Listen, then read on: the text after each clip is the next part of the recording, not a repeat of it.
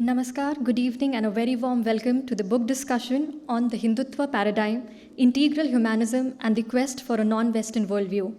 I would request Sri Shaurya Dovalji to please escort Manye Dattaji, Sar Karyava of the RSS, onto the dais. I would also request Shauryaji to kindly felicitate Manye Dattaji.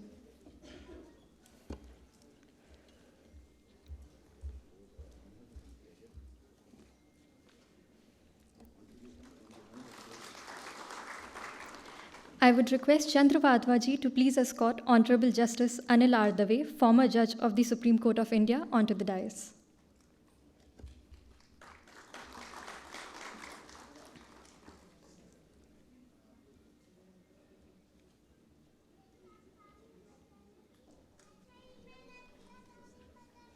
I request Vadvaji to kindly felicitate Justice Dave.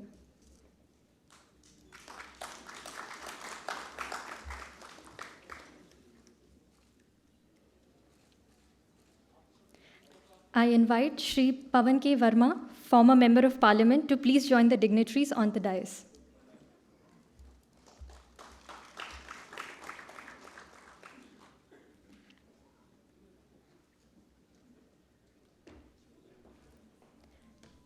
I would request Shauryaji to kindly felicitate Shri Pavan K. Verma.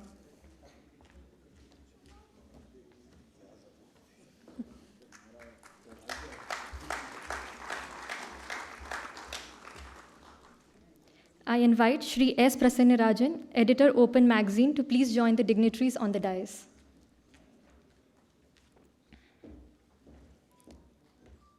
And I would request Chandra Vadvaji to kindly felicitate Shri Prasannarajan.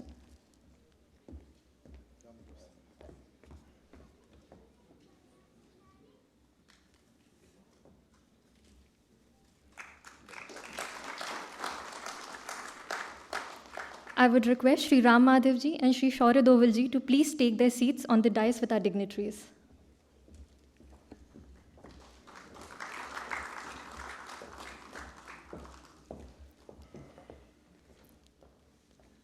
I request the author of the book in discussion today, Shri Ram Madhavji, for his welcome words.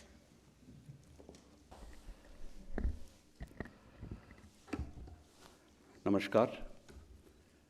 Let me extend my hearty welcome to all the eminent dignitaries on the dais and all the eminent participants in this auditorium.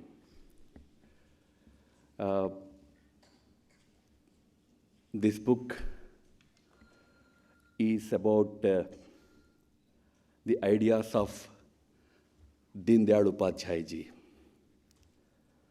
which he called as integral humanist thought. In the last century, if there was any one socio-political idea that has emanated from India and influenced the entire world, it was Gandhiji's Ahimsa and Satyagraha. Non-violence and truthful resistance. In the realm of ideas, Deen Dayal ji's integral humanist thought is also an equally profound and very comprehensive socio-political idea. But for various reasons, this Deen Dayal ji's integral humanist idea did not get required traction, required attention from not only our own people in India, but also not only the people abroad, but also people from within our country. One of the reasons was that Deen Dayal ji did not get enough time to elaborate on what he actually meant by this integral humanist philosophy. But equally important, I feel, was this whole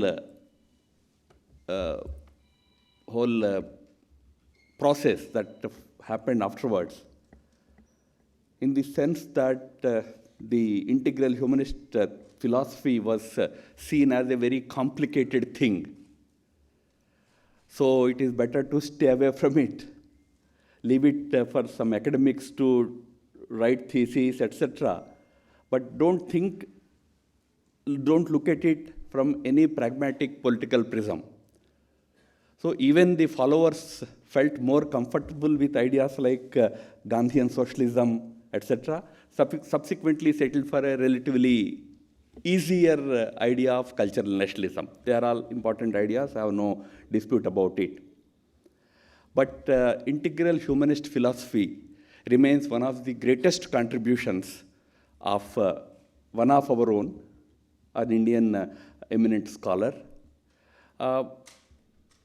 Ideas have their own shelf life. Even Marxism of Karl Marx and Friedrich Engels was not easy to comprehend initially. It took at least 50 years for people to understand and implement it in their own countries.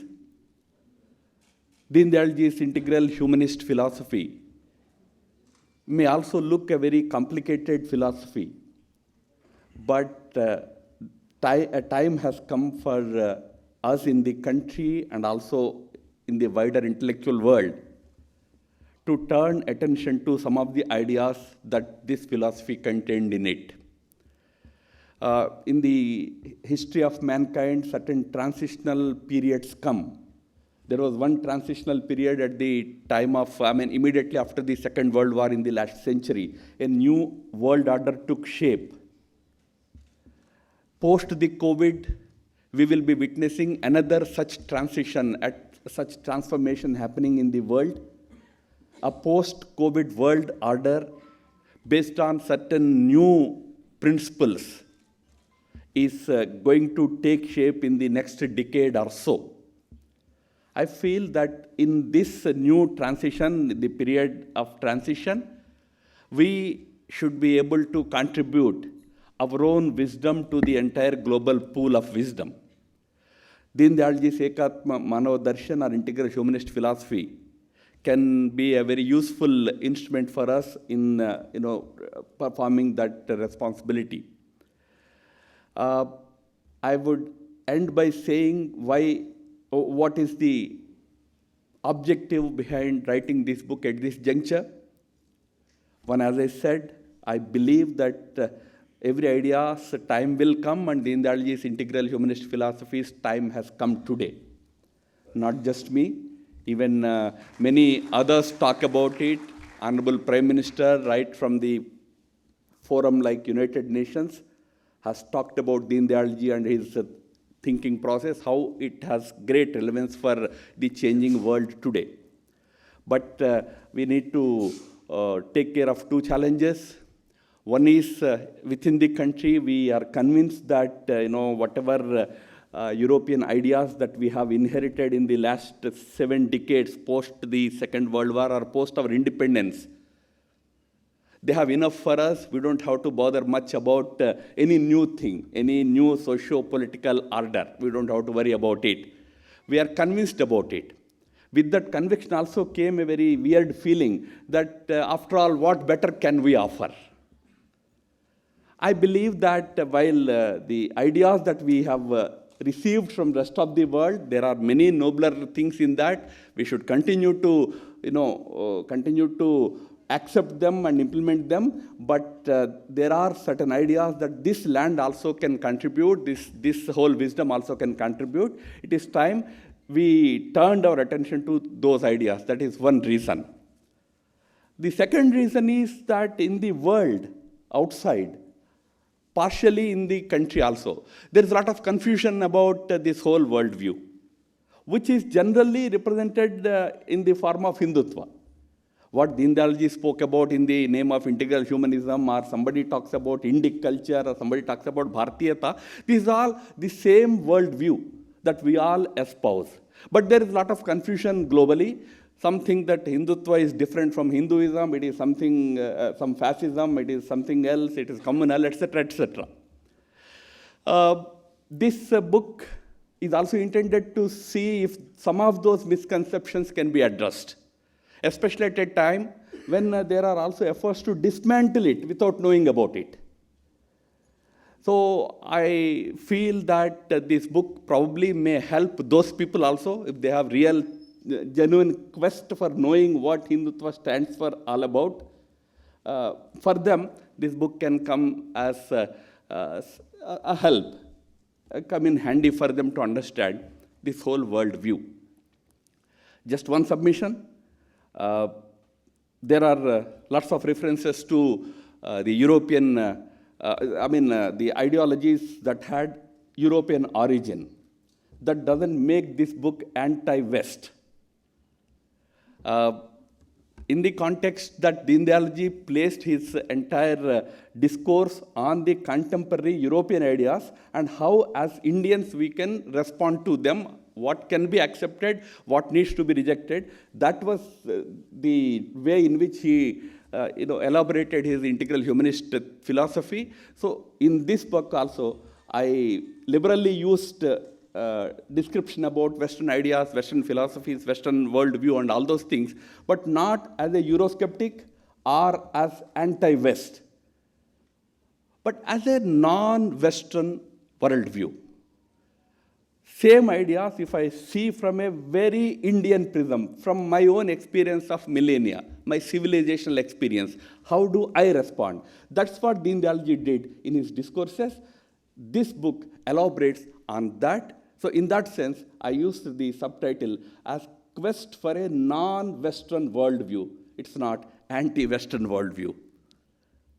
With those few words of introduction about my book, I once again thank honorable panelists on the dais, honorable eminent dignitaries on the dais, and all the participants for accepting the invitation and participating in this session. Namaskar. Thank you, Ram Madhav ji. I would request Manya Datta ji and Manya Justice Dave ji to please unveil the book.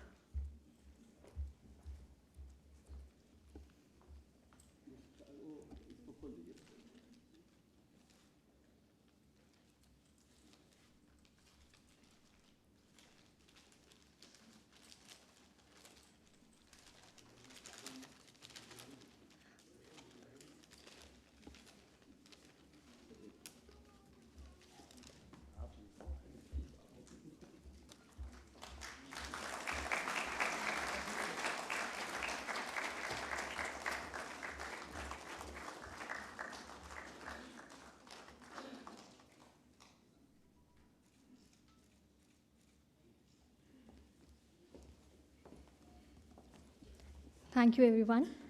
I now take the privilege of requesting our chief guest, Honorable Justice Anil R. Dave, former judge of the Supreme Court of India, to please share his comments.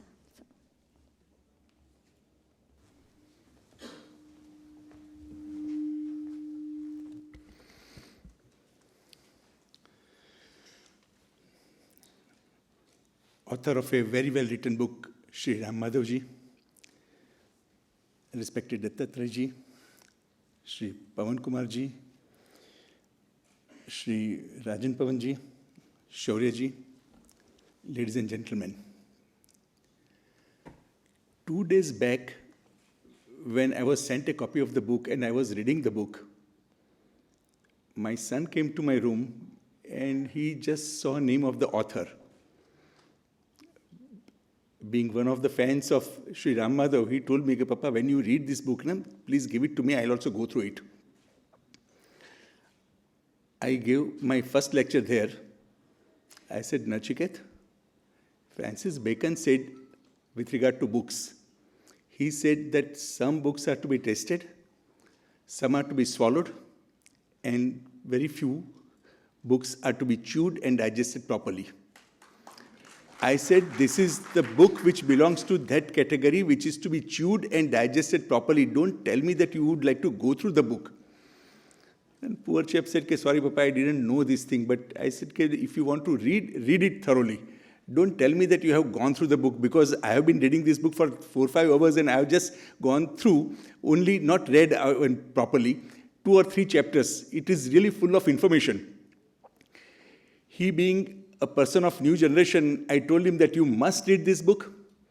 It gives history of our Hindustan of last almost 150 years.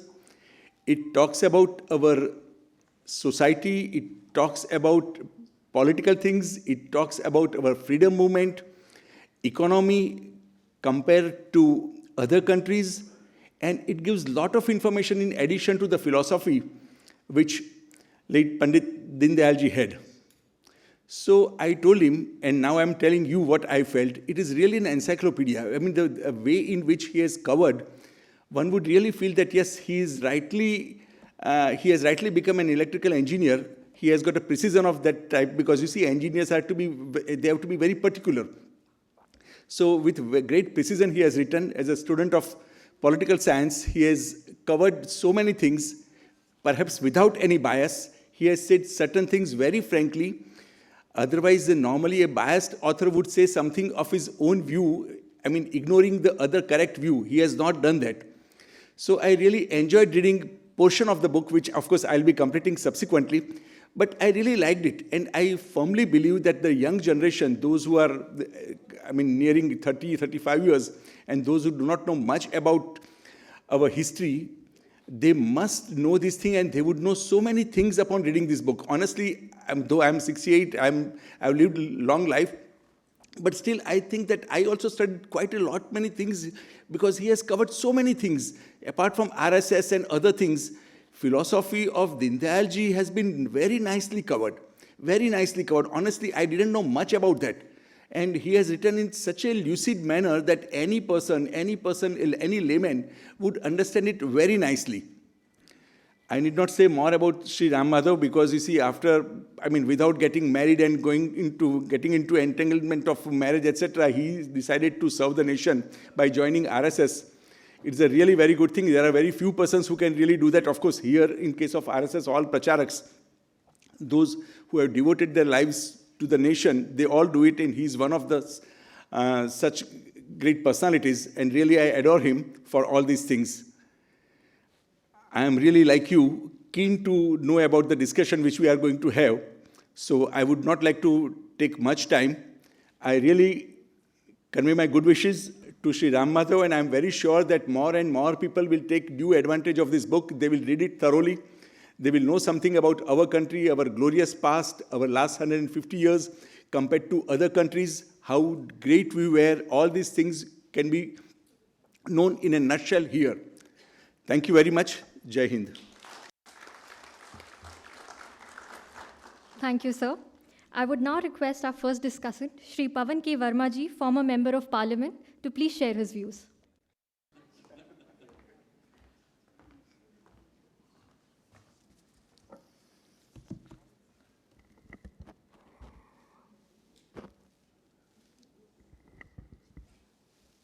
Justice Dave, Dattatreya Hospale ji, Prasanna Rajan, Shaurya ji, and of course,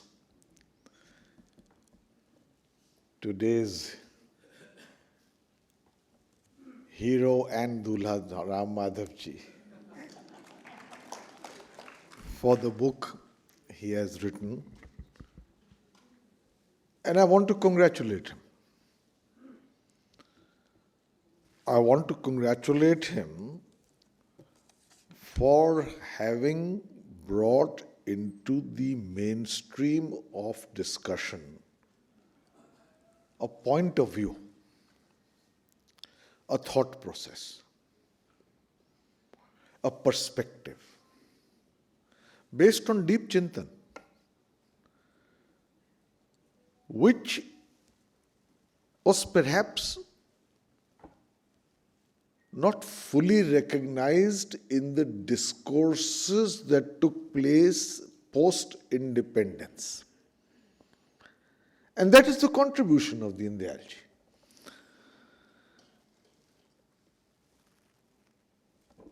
Post-colonial societies create a churning to produce a vision for the kind of independent nation they wish to inherit, build upon, evolve. Ideologies compete. Thoughts churn. Ideas clash. And from this crucible arises well-intentioned, thought-out notions of what should constitute the defining elements of the kind of nation you wish to build after many centuries of servitude. What was the contribution of Deen Dayal ji? I think primarily it was Maulik Soch, the power of original thought, which distinguished itself from perhaps the established Gandhi-Nehruvian consensus by positing a not entirely dissimilar but definitively identifiable as his contribution to what India should be. First of all, he, from what I understand from Ram Madhav ji's excellent book, his thinking was based on the acceptance that we are as much a nation, a young republic, as a civilization. And that civilizational ethos must be reflected in the pursuits of modernity that we have. This acceptance of the civilizational foundation of Bharatvarsh led him, I think, to the notion of Chitti, the soul of a nation. What he called, to my mind, is the zeitgeist, the dominant emotional bonding in a nation that gives it its own characteristic as distinguished from others. And that, I think, was an original contribution. Equally, his notion of prana, that each culture is unique by the energy that it has invested in itself over millennia. Chitti and prana. That, to my mind, gave a certain distinguishing feature to those ideologies which were modeled effortlessly or by reflex on borrowed ideas. Because they were rooted in the soil of a nation. He stressed upon the role of the individual in this larger zeitgeist. He spoke about the balance between materialism and spirituality, once again guided by that civilizational heritage, tradition, and legacy. He spoke about the creation of a Purna Manav. And he also acknowledged, now these are not notions which you are borrowing blindly or modifying in the Indian context. He spoke about the Antahkara, the Atma, which is a guiding force in our lives. And therefore, even his ideas of the kind of society we need to build were different. He had the courage. He had the courage to say that India must neither be capitalist nor necessarily communist or Marxist. That there is a reason why we need not blindly emulate other ideologies but evolve our own thinking. And in this respect, in my view, in many ways, he was a symbol of independent thinking, very important. You know, post-colonial societies have one of the most problematic malaise of mimicry. We become photocopies of somebody else's thoughts. And especially at the time when he formulated the fact of India's independent ideological moorings, it was a time of implacable hostilities as a result of the Cold War. You belong to either one or the other camp as also ideology, but he could think differently. And therefore, in my view, he evolved his notion of development from this idea. What is the nexus between machines and labor? I am speaking of all this as distilled from Ram Madhavji's book, where he has dwelt at great length on some of the ideas which constitute integral humanism. I must confess that on another occasion I had written a long 5,000-word essay on Deen Dayal Ji for a special issue brought out by D.P. Tripathi, a former member, the late member of parliament, which we presented to Honorable Rashtrapati Ji. And at that time, much to my own surprise, I learnt that there was so much about integral humanism that I myself did not know, although I consider myself to be passably well-read.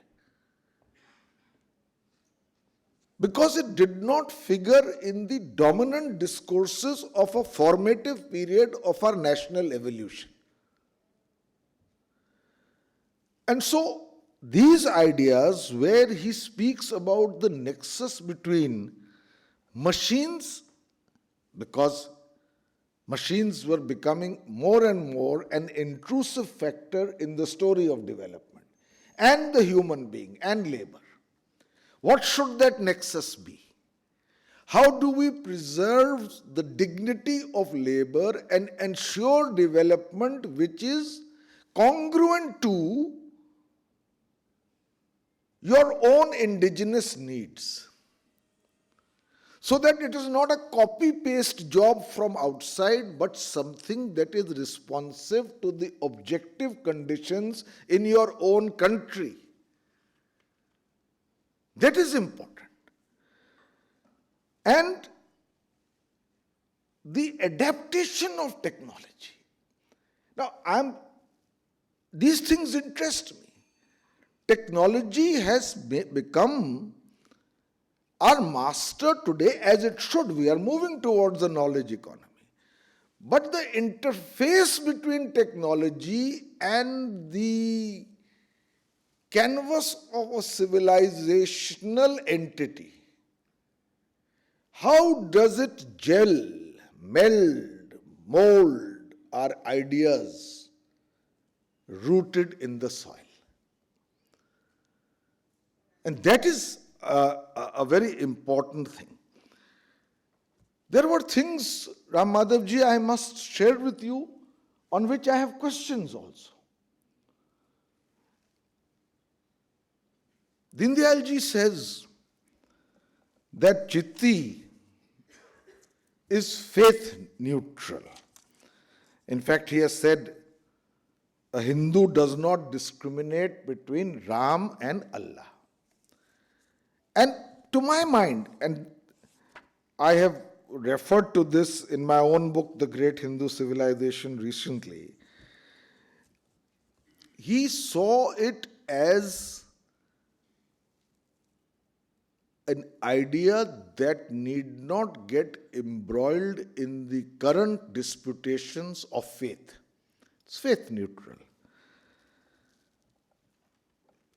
In fact, he said that so long as Hinduism is alive, there is no danger to any other religion or culture or subculture or anything that constitutes the plural and inclusive fabric of India. Because Chitti is based on a civilization that is marked by continuity, by antiquity, by diversity, by assimilation, and peaks of refinement. That is the journey. How do we accommodate between his thinking and sometimes its interpretations today? As dynamic thinkers, we have to face these issues. Now, he writes in a speech in 1952, he says, "There exists only one culture here. There are no separate cultures here for Muslims and Christians. Culture is not related to mode of worship or sect. It is related to the country. Kabir, Jaisi and Ras Khan should serve as models for Muslims. Today their center of loyalty is outside Bharat. The Muslims must completely change their sentiment and view." Dattatreya ji, I am not from the RSS, but I want to understand. Did Deen Dayal ji mean by this speech that there is one prescriptive culture and that others must conform to it? Or was he speaking of Chitti as the soul of a nation that must inform all its diverse aspects? These are questions that arise in my mind on which I am willing to have a Shastrarth. After all, Adi Shankaracharya and Mandan Mishra sat, and even though they differed strongly with each other, sat and had a Shastrarth, which is a civilized discourse. We are a dialogic nation. The Upanishads are a dialogue. The Bhagavad Gita is a dialogue. The Brahma Sutras always admit the opponent's point of view before arriving at a synthesis. We have 6 systems of Hindu philosophy, not one. So, therefore, this dialogue, this Shastrarth, must ask this question. In 1965, sir, at the same time that he articulated his concept of integral humanism, he said, I quote, "Some argue that Muslims are our brothers and should not be called foreigners. Arguing the same way, why is Aurangzeb, who lived and utilized the wealth here, regarded a foreign ruler? Are the Mughals kings not to be treated as foreigners? Akbar may have been great, but he was not ours. We speak of having become free after 1,000 years of slavery. This simply means that during Akbar's reign, we were in bondage." Again, I have questions in my mind. And these questions relate to the fact that how far back do we go to defining bondage? At what point do we accept diversity? At what point do we invoke again our allegiance to the Constitution, which speaks of respect for all faiths and the equality of all citizens in a modern and inclusive republic? These are questions that arise. I don't mean it as a critique, but I need to understand because it is vital, fundamental, pivotal, basic, foundational for the survival of our country. And the whole purpose of a civilizational heritage is to interrogate, to ask questions, to push the boundaries, to push the horizons of thought. And so I ask this with humility as we proceed. And therefore, I think that it is time, Ram Madhav ji, for a Shastrarth in this country. I will end by that. For a Shastrarth, where we need to take issues. Today I am in a situation of being criticized for my latest book by the left and sometimes also from the right. So I must be doing something right. The point is, India cannot become a passive civilization. There must be the churning of thought.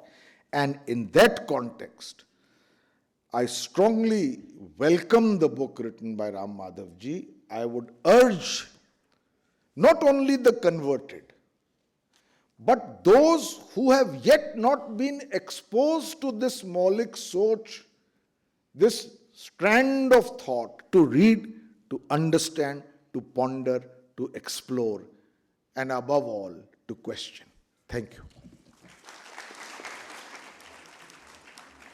Thank you so much, sir. Thank you for those very comprehensive views. I would now request our second discussant, Shri S. Prasanna Rajan, editor, Open Magazine, to please share his views.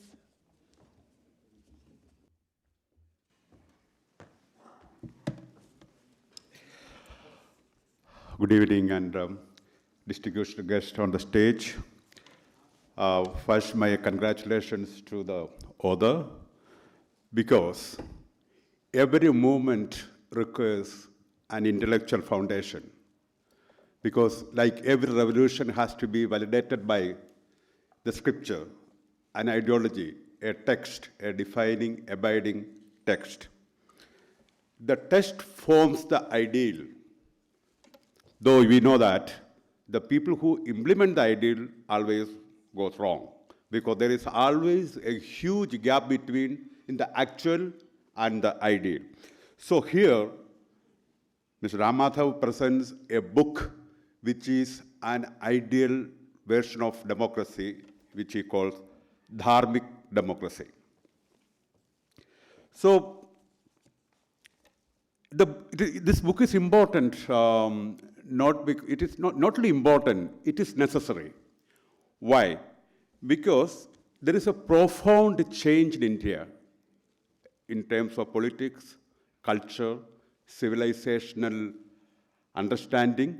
But this political churn is not matched by a churn in terms of ideas. Because this political churn is only matched by slogans, not by a clash of, or a confluence of, or a conversation of ideas. So these kind of books, especially this book, contributes to a national conversation about the kind of politics we are going through it. So for that, congratulations. So what is this change? You know, because this change, suddenly we see that so many sacred pillars on which we built the nation over the years, the so-called nation building, are being made redundant by a new kind of assertion, new definitions, new understanding. Because what is secular? It's absolutely a good word, an ideal version, of course borrowed from the West, as usual. But there's nothing wrong with that. But what is wrong with is the officially imposed, officially interpreted, the state-enforced idea of secularism. That's where it goes wrong. So what is secularism? And then for so long, in the nation-building project, we were made to believe that the idea of religion or the idea of the nation are incompatible with modernity. That is, if anybody who has any idea about the civilization anywhere, modernity is always built on a continuous journey of traditions and a journey to the past, not mythology. So, but here, for long, almost more than 50 years, we have been told that to be a perfect secular Indian, you cannot have an idea of the nation. You should not be corrupted by the idea of the nation or religion. That is actually not even secular idea, because secularism is not a complete rejection of idea as it is in the West. Because here, the separation between the church and the states have never been perfect. So we have been told continuously to contain, to control some of the fundamental instincts that make somebody a being in the society, being in the community, that are formed by the little traditions, the idea of who are we, the idea of the traditions which forming our national identity. But the secular state told the Indian to contain your natural or instincts or your civilizational instincts or your cultural instincts because for the sake of the modernity. But that was the fundamental problem with when you try to build a nation with the completely borrowed ideas. There's nothing wrong with ideas. Ideas have no borders. It are supposed to be, assimilated. But when you impose, it is not by rejecting the natural national instincts of any people. So those were the taboos: the idea of the nation, the idea of religion. So now there is a huge churning because all these things are marching out of the trapdoors once this great change happened. And you can only ignore this change by being in denial because the change is so profound. Where some of those expressions of changes are not always good or always very civilized. It can sometimes it has the elements of kitschy, vulgar manifestations. I am not denying that, but a profound change is underway. So what will you do with this huge change? How you intellectualize? How you give an intellectual framework to this change? Because this change is also built on one of the fundamental questions which came after the fall of much before that actually, after the end of the Cold War, this return to the question of who are we? Who are we? Even there is a book written by Huntington, but who are we? So this is a fundamental question for a people. Who are we? Can we define ourselves in terms of our tradition, our natural, cultural, civilizational instincts? Or we should always be defined by those who are in power? So this who are we? To answer that question, because we couldn't answer that question, we have been programmed, into the secular mind. Do we need to decolonize the mind? That's the question. Do we need to decolonize the mind? These are some of the broader points which I think come through this book. Beyond, of course, he returns to Deen Dayal Upadhyaya to define a dharmic form of democracy. But some of the larger points coming out of this book are: do we need to decolonize the Indian mind? Or do we need to Indianize democracy? Or is it possible to Indianize democracy? Or is like the Chinese say communism with Chinese characteristics? So can we say democracy with Indian characteristics? Or do we need a more honest conversation with the past? Because with the past, there are different ways to approach the past. For some people, it is always a return trip to a perfumed Ruritania, which has nothing, it doesn't exist. The distance between a historical past and mythology is negligible, but not that past. The past as a real place, the past where we are coming from. So today, to the Indian right, the answer to all this answer is encapsulated in one word: Hindutva. What is it? Because still we are defining it. Still books are being written on it. Because there is no consensus on Hindutva. It is still, there's no point to going back to the etymological origin of the word Hindutva, who first coined it or not. That's not the issue here.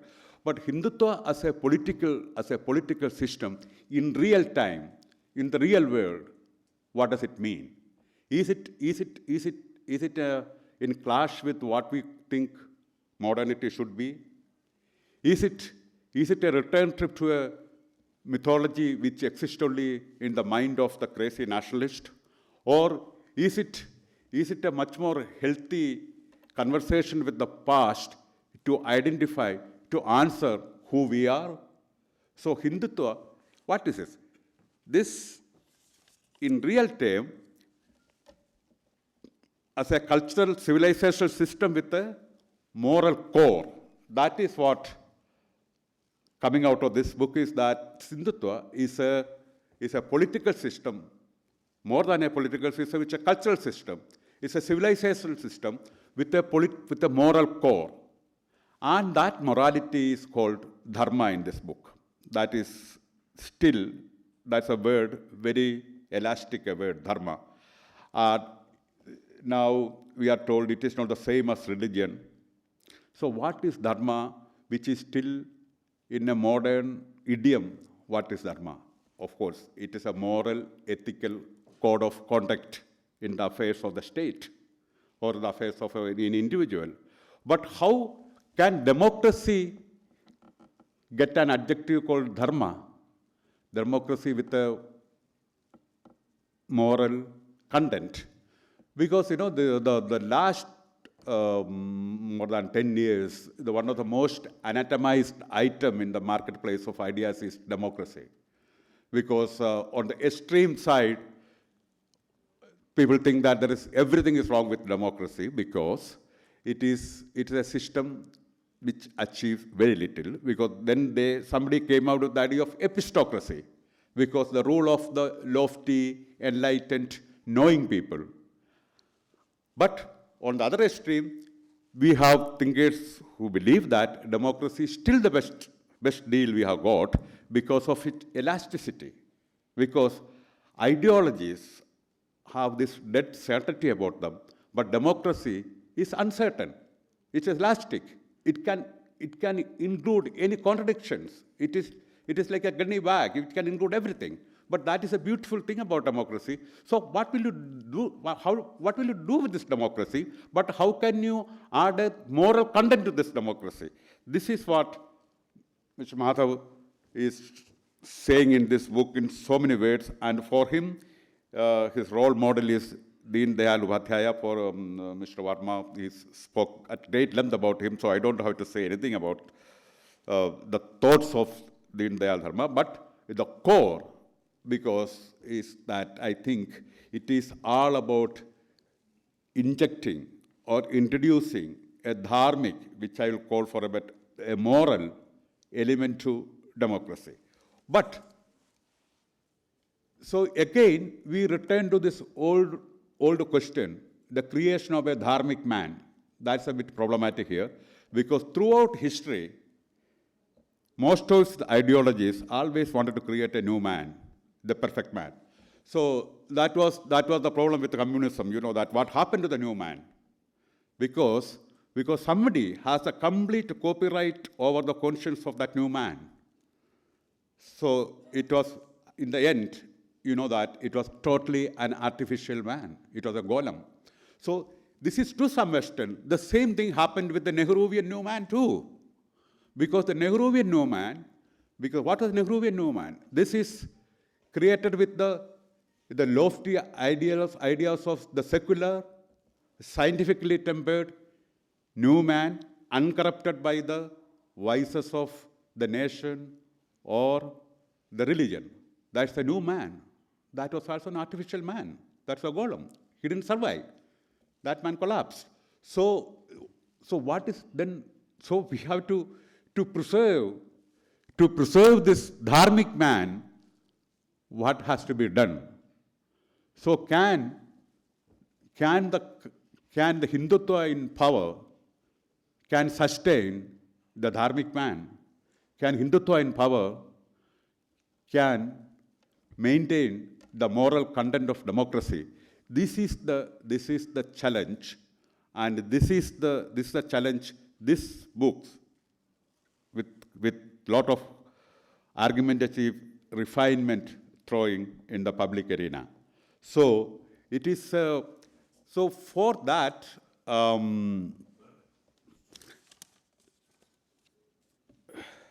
So he doesn't to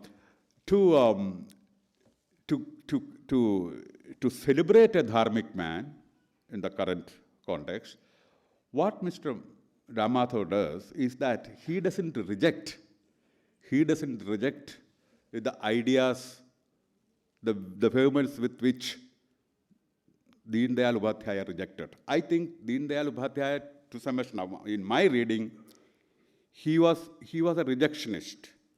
He was a great intellectual, but he was not presenting a non-Western worldview. He was presenting an anti-Western worldview to a great extent. But here in this book, the redeeming factor about this book is that it is a more of a conversation, more an engagement, not a confrontation. Because this is that is what we need. Because any country, it's a very disquieting factor that for any country where the past is a permanent dispute. That's what's happening here. The past is a battleground, now not resolved, it's still a permanent battleground. It cannot be. It shows some kind of a national diffidence, because that confidence should come from you are a bit more aware, bit more righteous about your own past. That is why, to some extent, China's every problem is with its ideology. Its paranoia comes from its ideology. Its confidence comes from its nationalism. It's a very paranoid place. But the paranoia comes from the old party apparatus, the communist structure. But at the same time, its confidence, core confidence, comes from it's nationalist. It's not a completely pure communist state. So here we are still arguing. We are still disputing. I think we must be the only country where, only place where, we are very apologetic about the dominant cultural stream in our ethos, in our identity. There's nothing wrong with that, because we should be past that. But that happened. That happened in the West. That happened in every civilization has a religious factor in it. Religion is not just the church. Religion is some of the most innate identity of human beings. That is how it formed societies, the communities. You can reject it. You can be. So here we have this permanent quarrel with our past. Is something which very disquieting. So this book gives an intellectual clarity to it, and he is not taking a return trip to some kind of a mythologized, perfumed yesterday, but he's just holding his argument as a semaphore, as a light, to add a clarity to the huge chaining that is going on in India today. For that, I congratulate him again. Thank you. Thank you so much, sir, for sharing your views with us. It's now my privilege and honor to invite Manne Dattatreya Hosabale, Sar Karyawah of the RSS, to please deliver the keynote address.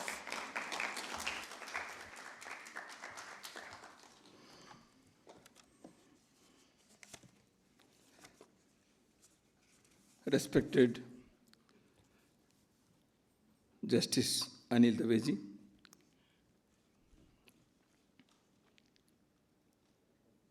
the two earlier speakers who have very briefly but very deeply analyzed the contents of the book that has been unveiled today. Diplomat, writer, thinker Pawan Verma ji and Sri Prasanna Rajan ji, Shaurya ji, Ram Madhav ji, all the esteemed guests, sisters and brothers. I was just trying to think what I should speak after these two very eminent people have spoken. But while I was sitting and Pawan Verma ji was going towards left, Ram Madhav ji directed him towards right. And Pawan Verma ji has accepted. So the world is moving towards that. And I don't belong to either the right or the left. But the world was going towards left and had gone to left or being forced to go to left. And now the situation has come that the world has to look towards right and go a few steps towards right so that it becomes to the center. That is what Hindutva is all about. It is neither left nor right.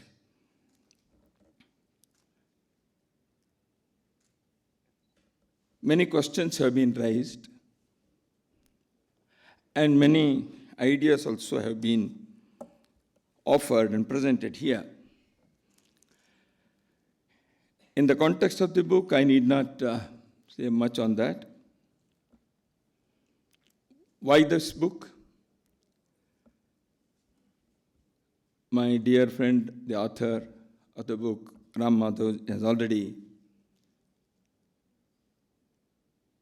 presented his explanation for writing a book,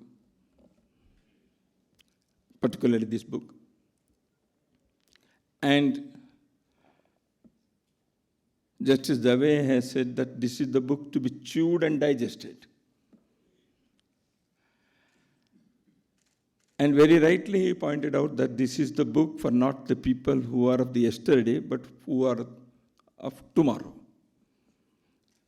Because that is the essence of the Hindutva paradigm, as Ram Madhavji put it.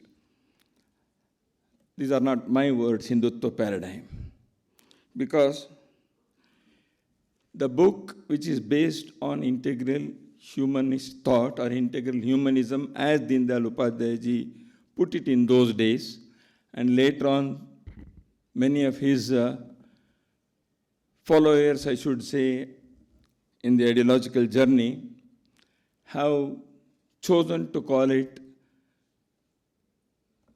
in Bharatiya languages, it is said not Ekatma Manav Vad, it is not integral humanism, but it is Ekatma Manav Darshan, that is integral humanist philosophy, as Ram Madhav put it. Deen Dayal ji has not said that this is Hindutva paradigm. He has not used that term. And one more thing, the integral humanism, as he put it, the entire thing, the treatise through 4 lectures which he has, and the book discusses those 4 lectures in this one of the chapters. He has explained and he has tried to put the ancient Bharatiya thought in the modern context and how it should be calibrated to the future decades and years and generations. That's why I would like to say that it is not by Deen Dayal ji, it is through Deen Dayal Upadhyaya that the thoughts have flowed.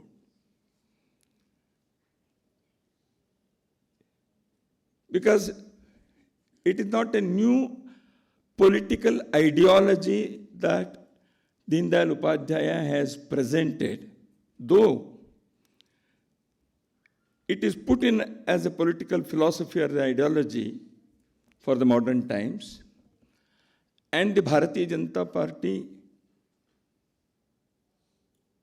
has accepted it as its political philosophy, and its earlier avatar of Bharatiya Janasangh also had adopted through a resolution that the integral humanism is its political philosophy. In fact, all those things what Deen Dayal Upadhyaya has tried to put it in those 4 lectures And unfortunately, as Ram Madhavji has already said, Deendayal Upadhyay did not get enough time in his life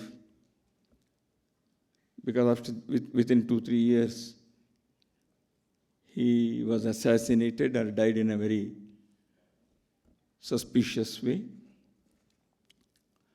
And whatever he has said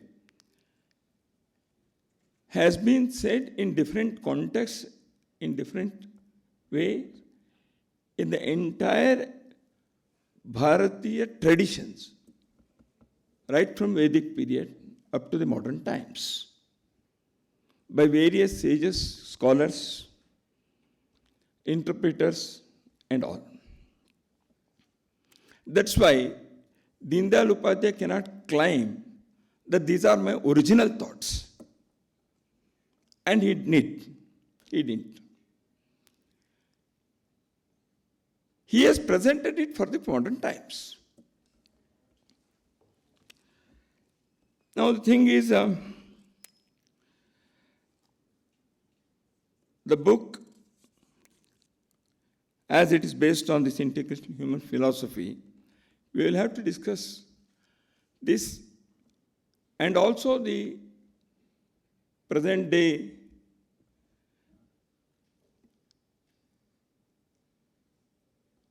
the topic of Hindutva. Now, for a minute, if Ram Madhavji has not said this as Hindutva paradigm, he only said this as the explanation of integral humanism, because that is what Deendayal Upadhyay said. The moment you say that this is Hindutva paradigm, the discussion takes into Hindutva in a different way. Because that is what today's, the in thing is Hindu, Hindutva and Bharatiya. Pawan Verma ji, if you had authored your book 20 years ago, you would have written, I think, as Indian civilization. You have said this as great Hindu civilization today. Because 20 years back, authors of this eminence would not have called themselves proudly to be Hindu. It is Indian thought. Everything they will say is Hindu, but they will say it is Indian. Don't call it Hindu. This is what I feel. And you said that there should be a Shastrartha. Let us have it sometime. I invite. Because that is the tradition of Bharat, to have Shastrartha. There is no full stop in India. There is a book by Mark Tully. And there is no full stop in Indian thought tradition also. Idam itham. This is the final. There is no such thing. The entire Bharatiya tradition says that now, up to this is thing, the next future generations will pick up the thread and elaborate it further according to times. So that's why there is no full stop in Indian tradition. And now I would like to say that calling this West or East, the left and the right, all these things are suitable for our present day political discourse, present day geopolitics. When I say present day, it is post-Second World War, when the New World Order has started. And it continues post-LPG, liberalization, privatization and globalization period. The West is not West totally. The East is not totally East. The left is not totally left, or right is not totally right. That's why I say, I am from RSS. We have never said in our discourse inside the RSS, in any training camps, that we are rightists. Many ideas They are almost like leftist ideas. And many, definitely the so-called the rightist.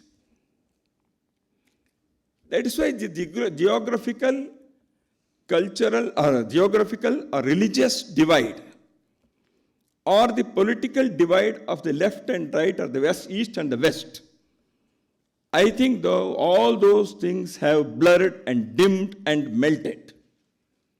Today, the world is embracing each other's ideas, and a new man, as he said, is emerging. This is the essence of Hindutva. You have to take the best of everything from every corner and mold it to suit your surroundings, your environment, your life, your immediate needs, and live life.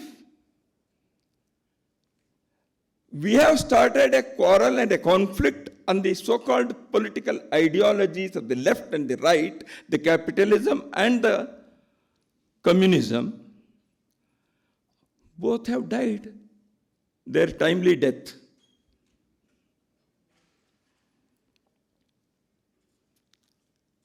No idea perishes. Some of the ideas of the communist philosophy, some of the ideas of the capitalist philosophy, they will be there to lead this world. Because those ideas are the ideas from the human mind, human brain, human experiment, human experience. You cannot say that those ideas are yesterday's things and they will not be there today. Some may die, but some will live. That's why, for one, that today the West is not West and East is not East when I say. It is the conceptual East and the conceptual West. What is conceptual East and conceptual West? I mean, it is neither religious nor geographical. It is on the basis of the world view. There may be people who are living in the eastern part of the eastern hemisphere who are Western. Means West has provided a worldview over centuries, and the people living in those Western countries are also now, many of them, are now rethinking, evaluating their own thoughts. Now they are trying to search for the newer ideas. That's why most of the Western think tanks and universities and academic circles are today in search of a new philosophy, which may be Oriental.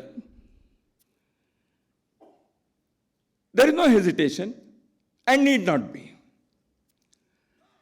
So ultimately, the search of the humankind for an everlasting peace and happiness on this planet will neither subscribe to the ideas of the left or the right or the capitalism or the communism. It will be integral humanism. That is the whole idea here. And that is essentially the Hindutva way, if you want to put it. The concept of nation, a chapter discusses here because it was very dear to the heart of Deen Dayalji, because the nationhood provides the essential platform for experimentation of integral humanism at the personal, familial, societal, and national level. And how nations have come into being. And it is the cultural nationalism which Deen Dayal Upadhyay ji has very forcefully presented. The land, the people, and culture are the values of life that those people on that particular piece of land practice. These three together make a nation. That's why the Bharatavarsha, as Pawan Verma ji rightly put it, has been there from time immemorial. This is not a multinational state after 1947.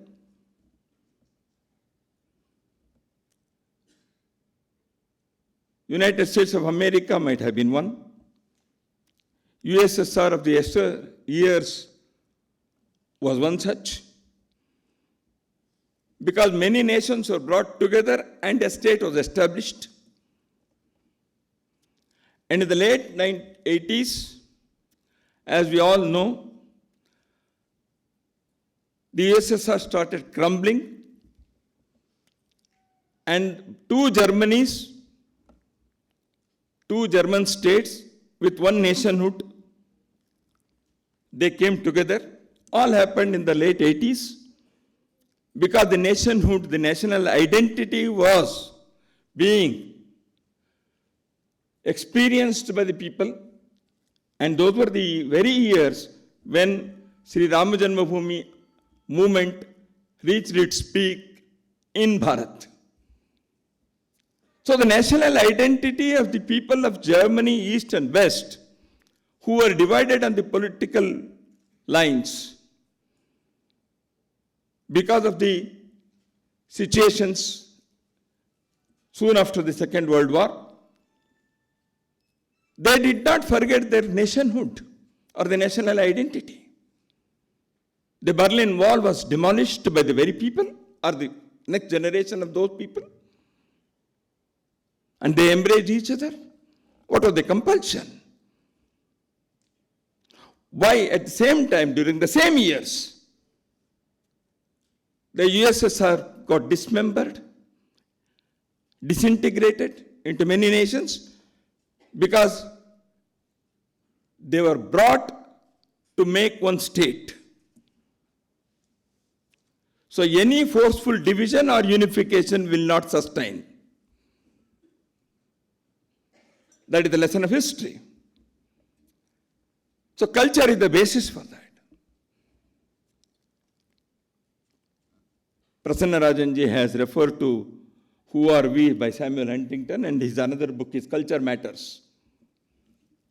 There, Samuel Huntington has discussed how culture matters in the formation of a nation elaborately.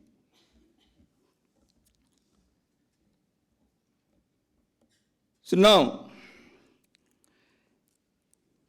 Pawan Verma ji has mentioned about Chiti and Virat. When you experience that the basis of the nation is culture, the Chiti and Virat are the natural things that one has to recognize. These are all technical terms in Integral Humanism lecture, 4 lectures. Deen Dayal Upadhyaya ji has employed the Chiti, the Virat, the Veshti, the Samashti and the Srishti, the individual, the collective, the nature and the creator, Adaiva Matrika Krishi, Adhilavana. All these are very technical terms. One has to discuss. Glossaries have been tried to be published on these terminologies. So Deen Dayal Upadhyaya ji has very briefly but made a widespread analysis of our nation, our society, our economy, our social lives, and he has tried to provide some solutions for the existing philosophical questions in the political arena for a governance and for a nation to exist and flourish. So the nation exists at the individual level, at the society level, community level, and at the national level as well. So that's why these various issues have been discussed by Deen Dayalji, and Ram Madhavji has, with many of the present day situations and examples, tried to explain those things in this new book. When you say non-Western worldview, is it the first time that Deen Dayalji said this? No. In 1909, when Mahatma Gandhi ji wrote his Hind Swaraj, he had questioned the so-called civilization of the West. It was Hind Swaraj. After 30 years, or after 25 years, when somebody asked Gandhi ji, what's your idea about your own book of Hind Swaraj? Is there anything to be amended, to be modified? He said, no, not a single word. Deen Dayalji has very kind words. He has questioned the Western civilization. Gandhi ji has said, most of you, all of you know what he said about the British Parliament. Not because of the people who were members of the Parliament, the system. Please see what he has said in Hind Swaraj.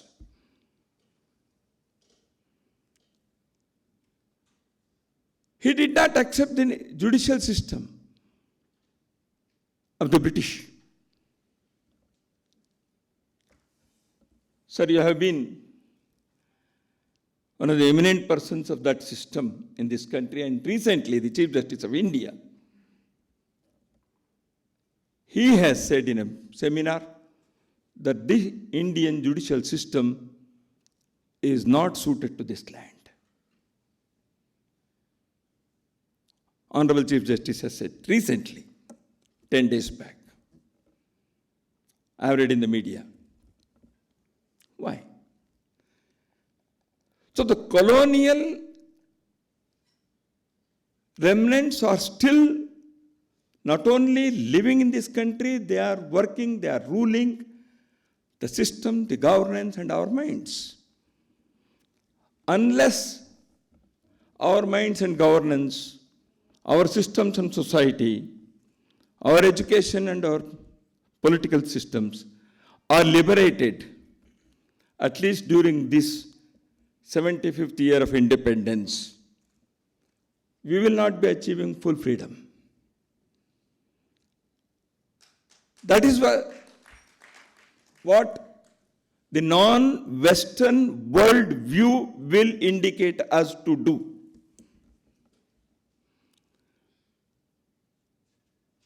Pandit Madan Mohan Malviya, he said about the Abhyudaya's philosophy. And he questioned the Industrial Commission report of 1916. There were 3 Indians. The rest were British. And Madan Mohan Malviya ji, without mincing words, the report went on to highlight the inconspicuousness of industry in India, dearth of the right mentality and technical physical incapability for her citizens to embrace industrialization in a pace similar to her colonial masters, that is British, and counterparts elsewhere in the western part of the world. That means India had no scientific heritage. India has no conducive atmosphere for industry. Indian mind is not ready for that. Indian consciousness is not ready for accepting the industries. These are the things which the Industry Commission report said in 1916. And Pandit Madan Mohan Malviya ji rebutted sentence by sentence. He said, we have a great heritage of our industry. That industry is not anti-environment. That industry is not anti-human. This is what he explained. I request you to go through the rebuttal, which is also a part of the report. That is the fun of it. That is the best part of it. The report contains what Pandit Madan Mohan Malviya ji has said against the report. And two persons, Jamshedji Tata and Madan Mohan Malviya himself, they were instrumental in establishing two very important science and technology institutes in this country. One, the Banaras Engineering College, the earlier avatar of Banaras Hindu University, and the Indian Institute of Science in Bangalore by Tata. And who was the person who motivated them? It is Swami Vivekananda. India has no scientific heritage. So the Western worldview has not only has its worldview, but it has also cast aspersions on the Oriental view that you are not modern enough. These were the things that were questioned by Gandhiji. These were the issues that were questioned by Vivekananda and Aurobindo. These were the points that were questioned and rebutted by Madan Mohan Malviya. And in that great tradition, Deen Dayal Upadhyaya has also questioned the Western worldview and tried to offer an alternative which is essentially Bharatiya and Hindu. Now, sir, I would not like to dwell much into all these things. The Indian essence and the Indian mind, the Indian consciousness, the Indian sense of time have been discussed by Dharmpalji in his wonderful small book called Bharatiya Chitta Kala Manas. The Bharatiya consciousness, the Bharatiya sense of time, the Bharatiya mind, these have given rise to a worldview of Bharat. Unless we understand these basic things, we will not be able to understand what Hindutva is. I think that is the demand of the time. Now about Chiti, culture and Muslims, whether Deen Dayal ji had meant it or not, Pawan Verma ji has raised this question. I would not like to answer because this is not such a forum now. Anyhow, that Shastrartha Chaurya is going to organize some time. And that Shastrartha should be there, not because of pro and against. It is to, the churning should take, vade jayate tattva bodha. Because of the churning, the truth will emerge. And that churning is a part of Indian tradition.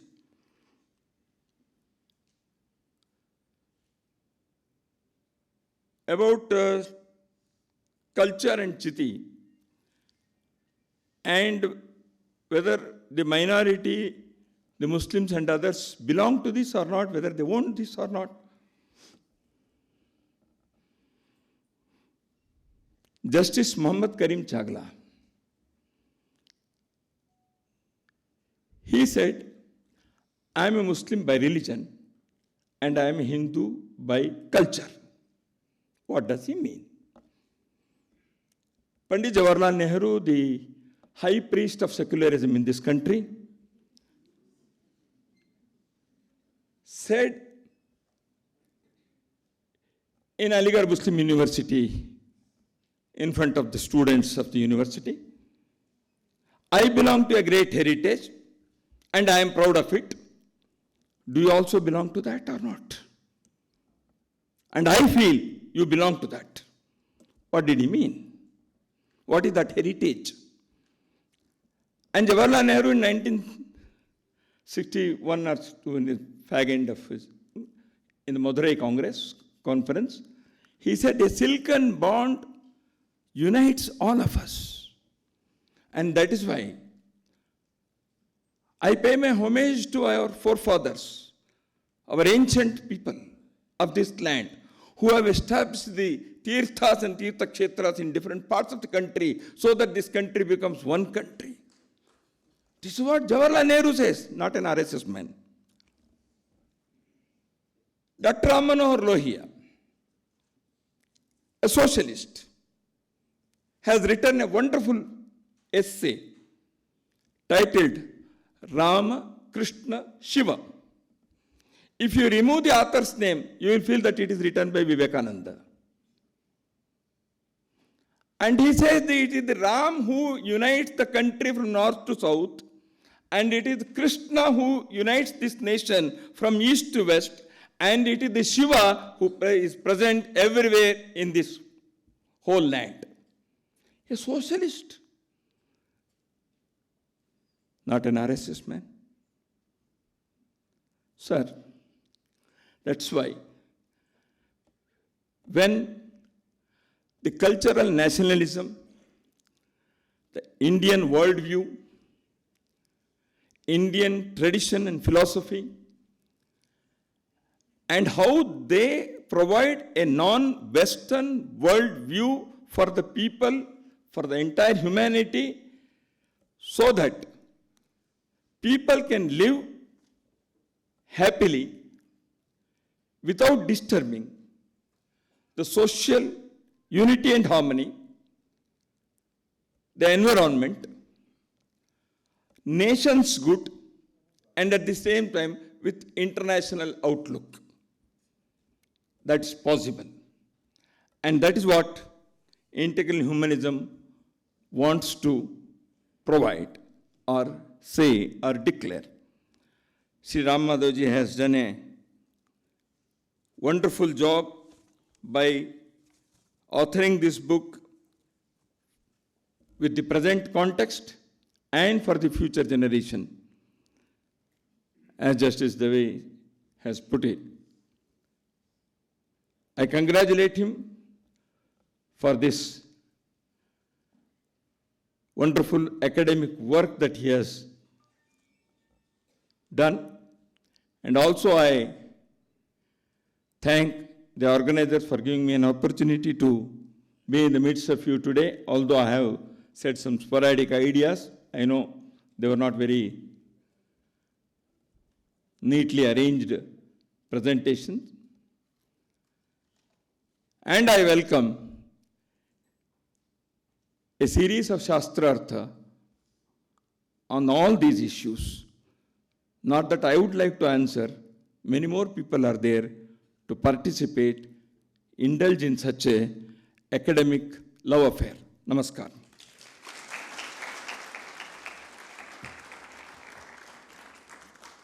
Thank you, Dattaji, for that very enthralling address. Now, before we conclude the event with the vote of thanks, there are two important announcements.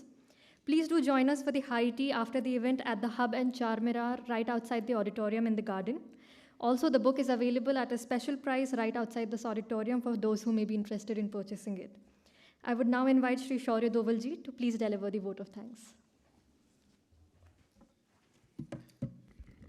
Namaskar. I must thank Ram Madhavji for giving me the easiest part of this event of delivering the vote of thanks. Surviving this kind of an intellectual debate was not an easy thing sitting on this dais. I have worked with Ram Madhavji for 13 years and I have observed him very closely. Both his intellectual sweep and depth of his thinking has amazed me. I know that this is not his first intellectual work and it's definitely not his last. There will be many more to come. Of course, as India Foundation, he motivates all of us with his thinking, with his work. And, many of us are practitioners and we often find an excuse to be not intellectual enough. But I think Ram Madhavji is an example that with all his the responsibilities and works that he does find the time to think, read, and possibly write. So we must thank him all for leading by example. Thank you very much, Ram Madhavji.